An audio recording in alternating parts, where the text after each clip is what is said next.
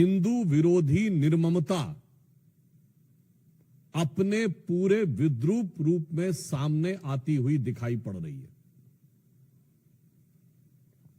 इस एसआईटी का गठन न्यायालय के आदेश पर हुआ था, जिसमें 3 लोग सदस्य थे। एक registrar law national human right commission के थे और 2 सदस्य पश्चिम बंगाल की न्यायिक सेवा के थे, अर्थात एक मानवाधिकार आयोग से सदस्य थे और 2 पश्चिम बंगाल की न्यायिक सेवा वेस्ट बंगाल लीगल सर्विसेज थे। और उन्होंने 11 अप्रैल 2025 फ्राइडे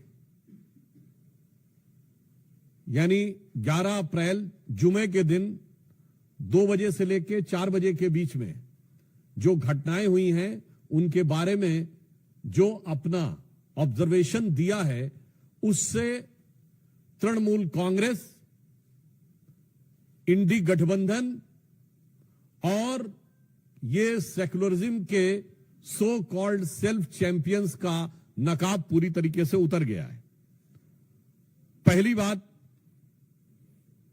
बहुत आश्चर्य और दुख की बात है कि जो लोग ये कहते थे कि पाकिस्तान से युद्ध करने की क्या जरूरत है, सिर्फ आतंकियों के ऊपर कार्रवाई हो, जबकि हमारी सरकार ने आतंकियों पर ही कार्रवाई की, उनमें से एक ने भी नहीं बोला कि पश्चिम बंगाल के मुर्शिदाबाद में किसी भी विषय को लेकर आपको आपत्ति है तो हिंदुओं के ऊपर हिंसा करने की क्या जरूरत है। हरगोविंद दास और चंदन दास पिता पुत्र की मृत्यु पर किसी ने एक शब्द भी नहीं बोला। वही लोग अचानक ऑपरेशन सिंदूर के बाद पाकिस्तान के प्रति सहानुभूति दिखाते हुए नजर आने लगे। इसमें जो फाइंडिंग्स आई हैं, पहला पॉइंट जो तृणमूल कांग्रेस ने यह प्रचार करने का, भ्रम पैदा करने का प्रयास किया था कि इसमें बाहर के लोग शामिल थे। उनके कुछ सांसदों ने दूसरे राज्यों के लोगों का नाम लिया था, विशेषकर उत्तर प्रदेश बिहार का नाम लिया था, जो सरासर अनुचित है। परंतु इस फाइंडिंग में बहुत साफ साफ तौर पर तृणमूल कांग्रेस के नेता और एमएलए का नाम भी सामने आया है और इसमें कहा गया है कि उनके 11 अप्रैल को, मैं इसको एज इट इज रीड करना चाहता हूं, all the attacks were carried out on the Friday 11th of April from 2 PM onwards under the instructions of local councillor Mehboob Alam and police and administration done nothing।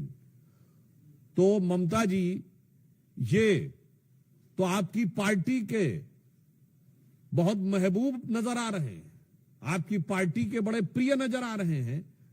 ये बात अब findings में बिल्कुल साफ हो गई।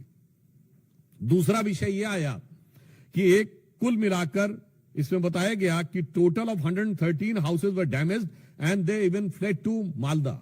जो ये कहने का प्रयास किया गया था कुछ नेताओं के द्वारा कि ऐसा तो कुछ खास हुआ ही नहीं, कोई महत्वपूर्ण, कोई ऐसी उल्लेखनीय घटना नहीं हुई, यह बात बिल्कुल साफ सामने आई कि 113 जो हाउसेस थे वो पूरी तरीके से विध्वंस हुआ और लोगों को वहां से पलायन करने पर बाध्य होना पड़ा।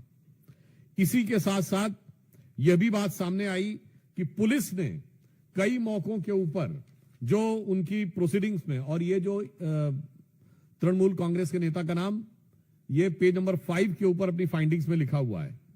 फिर यह बताया गया कि दे want a permanent BSF camp and central armed police for their own protection। यानी पहले तो लोगों के घर विध्वंस हुए, फिर लोगों को पलायन पे बाध्य होना पड़ा और पश्चिम बंगाल की पुलिस पर उनका इतना विश्वास हो गया कि वो सीमा सुरक्षा बल और केंद्रीय सुरक्षा बलों के ही कैंप में रहने के लिए उद्यत थे। यह साफ दर्शाता, और आगे लिखा है, the West Bengal police did not respond at the village of Vedbona called at 4 PM on Friday and 4 PM of Saturday, but police did not pick up the call। यानी गांव के लोगों ने जब उनको मदद की गुहार लगाई, पुलिस ने कुछ नहीं किया। और कितनी गंभीर बात है कि पुलिस का फोन न पिकअप हो ऐसे समय में जबकि वहां दंगे या सुनियोजित हिंदुओं को टारगेट करते हुए आतंकी शैली में दंगे किए जा रहे हों, तब अगर पुलिस नहीं उठाती है तो यह एक बड़ा गंभीर तथ्य है जो प्रकाश में आया है। और यह भी बात सामने आई है कि residents of Shamsherganj, Hijaltala, Shulutala, degree, they came masking up their faces, यानी यह भी बात साफ आई कि चेहरा छुपाकर लोग सुनियोजित ढंग से हिंसा करने के लिए आए थे। एक बात बहुत स्पष्ट हो गई है कि हिंसा का प्रकार चाहे कोई भी हो, राजनीति का प्रकार चाहे कोई भी हो, वार सिर्फ और सिर्फ हिंदू समुदाय के ऊपर है। अगर पहलगांव में चुन चुन कर हिंदुओं को मारा गया तो मुर्शिदाबाद में चुन चुन कर हिंदुओं के घर, मकान और लोगों को मारने का प्रयास किया गया। मुझे लगता है कि अब इसके बाद पश्चिम बंगाल सरकार के पास किसी प्रकार का मुंह नहीं रह गया है यह कहने का कि वहां पर हिंसा नहीं हुई थी। नंबर 2, अब बिल्कुल साफ है कि वहां हिंसा हुई, सुनियोजित हिंसा हुई, तृणमूल कांग्रेस के नेताओं के इशारे पर हिंसा हुई और बाकायदा धर्म और समुदाय देखकर हिंसा की गई। तो अब मैं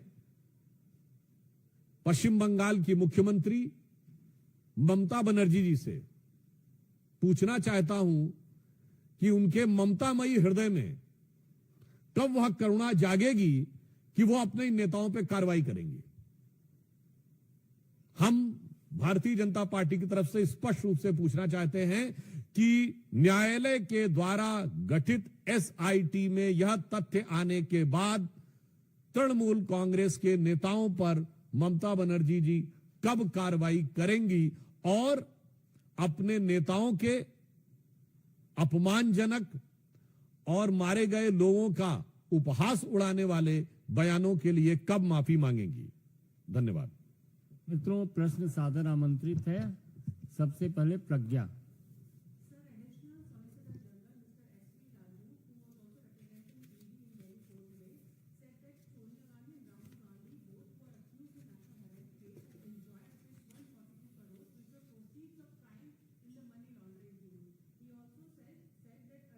जो देश की आंतरिक सुरक्षा और ताने बाने को ध्वस्त करने के लिए किसी भी कीमत तक जाकर